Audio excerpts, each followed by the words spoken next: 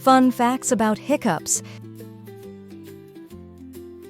Have you ever had hiccups? They're those funny sounds your body makes sometimes. Let's find out what causes hiccups. Little jumps. Hiccups are like little jumps that happen in your chest and throat. They make a funny hic sound. Tricky diaphragm.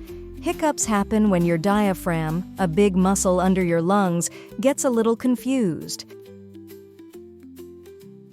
It suddenly tightens up, causing air to rush into your throat, making that funny sound. What's the trigger?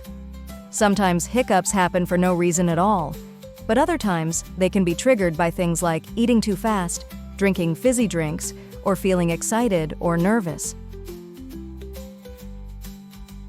How to stop them?